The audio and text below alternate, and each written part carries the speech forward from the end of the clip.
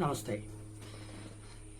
ശ്രീരാമചന്ദ്രസ്വാമിയുടെ രാമരാജ്യത്ത് നീതി നിർവഹണം വളരെ സ്തുത്യർഹമായിട്ടാണ് നടത്തിയിരുന്നത്.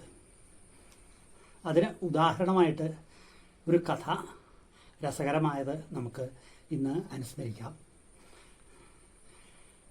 ശ്രീരാമചന്ദ്രസ്വാമി ആ രാജസദസ്സിൽ എത്തിക്കഴിഞ്ഞാൽ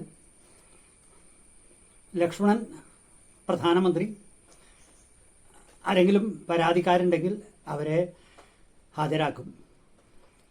എന്നാൽ ഒരു ദിവസം പരാതിക്കാരാരുമില്ല എന്നാണ് ലക്ഷ്മണൻ അറിയിച്ചത്.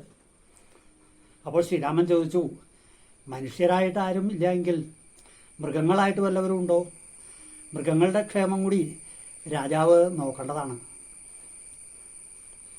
അപ്പോൾ ലക്ഷ്മണൻ വീണ്ടും പോയി നോക്കിയപ്പോൾ ഒരു പട്ടി അവിടെ നിന്ന് കരയുന്ന കണ്ടു. ആ പട്ടിയോട് ചോദിച്ചു, സങ്കടം ബോധിപ്പിക്കാനായിട്ട് രാജ സദസ്സിലേക്ക് ആനയിച്ചു. അപ്പോൾ പട്ടി സദസ്സിലേക്ക് കയറുന്ന കോണിയുടെ അവിടെ എത്തിയപ്പോൾ നിന്നു. എന്നിട്ട് ഞാൻ ഒരു പട്ടിയല്ലേ, രാജസദസ്സിലേക്കൊന്നും ഞാൻ വരുന്നില്ല എന്ന് പറഞ്ഞു. അപ്പോൾ ലക്ഷ്മണൻ ഈ വിവരം ശ്രീരാമനെ അറിയിച്ചു. അപ്പോൾ അദ്ദേഹം പറഞ്ഞു, അങ്ങനെയില്ല, പരാതിക്കാർക്ക് ആർക്കും രാജാവിൻ്റെ മുമ്പിൽ ഒന്ന് സങ്കടം ബോധിപ്പിക്കാം. അതനുസരിച്ച് പട്ടിയെ രാജാവിൻ്റെ മുമ്പിൽ ഹാജരാക്കി ലക്ഷ്മണൻ. അപ്പോൾ പട്ടിയോട് സങ്കടം എന്താണെന്ന് ചോദിച്ചു. അപ്പോൾ പട്ടി പറഞ്ഞു, അഗ്രഹാരത്തിലെ ഒരു ബ്രാഹ്മണൻ എന്നെ കല്ലെടുത്തെറിഞ്ഞു. ലക്ഷ്മണൻ ഉടനെ തന്നെ ആ ബ്രാഹ്മണനെ രാജാവിൻ്റെ മുമ്പിൽ ഹാജരാക്കി. ആ ബ്രാഹ്മണനോട് ചോദിച്ചു, ഈ പട്ടി ഇങ്ങനൊരു കാര്യം പറയുന്നുണ്ടല്ലോ, ശരിയാണോ?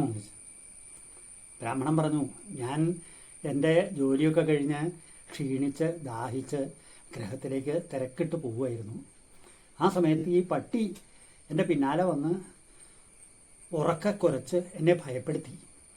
അപ്പോൾ ഞാൻ കല്ലെടുത്തെറിഞ്ഞു എന്നുള്ളത് ശരിയാണ്. അപ്പോൾ ശ്രീരാമചന്ദ്രൻ പട്ടിയോട് ചോദിച്ചു, ഈ ബ്രാഹ്മണനെ ഭയപ്പെടുത്തേണ്ടായോ? അപ്പോൾ പട്ടി പറഞ്ഞു, കുരയ്ക്കുക എന്നുള്ളത് ഞങ്ങളുടെ സ്വഭാവമാണ്, അത് ഞാൻ ചെയ്തു, ശരിയാണ്. അദ്ദേഹത്തെ ഭയപ്പെടുത്തണമെന്ന് ഞാൻ ഉദ്ദേശിച്ചിരുന്നില്ല. അപ്പോൾ ഇവിടെ പട്ടി കുറ്റം ചെയ്തതും സമ്മതിച്ചു, ബ്രാഹ്മണനും കുറ്റം ചെയ്തതും സമ്മതിച്ചു. പക്ഷേ ഒരു സംശയമുള്ളത്, പട്ടി ഭയപ്പെടുത്തണം എന്ന് ഉദ്ദേശിച്ചില്ല എന്നാണ് പറയുന്നത്, ബ്രാഹ്മണൻ ഭയപ്പെടുത്തി എന്ന് പറയുന്നു. അപ്പോൾ ഭയപ്പെടുത്തിയോ ഇല്ലയോ എന്നുള്ളതാണ് സംശയം. ആ സംശയം തീർക്കുക എന്നുള്ളത് വളരെ വിഷമമായിട്ടുള്ള കാര്യമാണ്. ഏതായാലും പട്ടി അങ്ങനെ ഭയപ്പെടുത്തിയെങ്കിൽ തന്നെ ഈ ബ്രാഹ്മണന് കല്ലെടുത്തെറിയാൻ ഭാവിക്കാം. കല്ലെടുത്ത് എറിയരുത്, അത് കുറച്ച് കൂടുതലായി.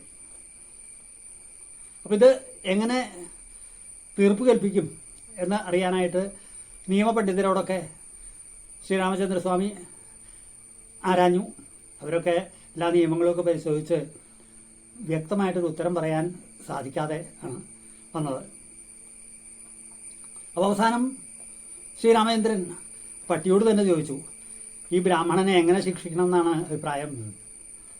പട്ടി പറഞ്ഞു, ഇവിടെ അടുക്ക ഒരു സർവകലാശാല ഉണ്ടല്ലോ, അവിടുത്തെ VC ആയിട്ട് നിയമിച്ചാൽ മതി.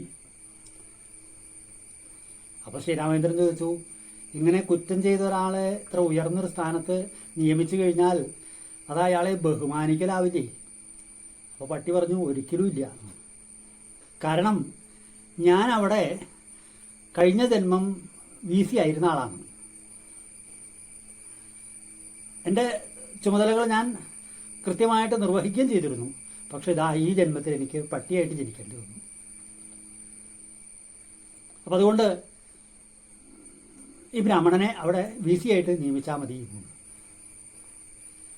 അടുത്തുള്ള പഠന കേന്ദ്രം അവിടുത്തെ പ്രധാന അധ്യാപകൻ എന്ന് നമ്മൾ മനസ്സിലാക്കിയാൽ മതി. അപ്പം അങ്ങനെ നിയമിച്ചു കഴിഞ്ഞാൽ ഈ ബ്രാഹ്മണൻ അടുത്ത ജന്മം വല്ല കൃമിയൊക്കെ ആയിട്ടാവും ജനിക്കേണ്ടതായിട്ട് വരിക എന്നുണ്ട്. അപ്പോൾ അവിടെ തീരുമാനമുണ്ടായി. ഇതിൽ നിന്ന് നമ്മളെന്താ മനസ്സിലാക്കേണ്ടത്? ശ്രീരാമചന്ദ്രസ്വാമിയുടെ കാലത്ത് ഒരു പട്ടിയെ കല്ലെറിഞ്ഞാൽ പോലും ശിക്ഷ നൽകിയിരുന്നു എന്നർത്ഥം. അത്ര സ്തുത്യർഹമായിട്ടുള്ള നീതി നിർവഹണമാണ് അദ്ദേഹം നടത്തിയിരുന്നത്. അങ്ങനെ രാമരാജ്യം ക്ഷേമ ഐശ്വര്യങ്ങളോടുകൂടി ജനഹിതമനുസരിച്ച് ഭരിച്ചിരുന്നതായ ശ്രീരാമചന്ദ്രസ്വാമിയെ നമുക്ക് നമസ്കരിക്കാം. രാമായ തുഭ്യം നമഃ.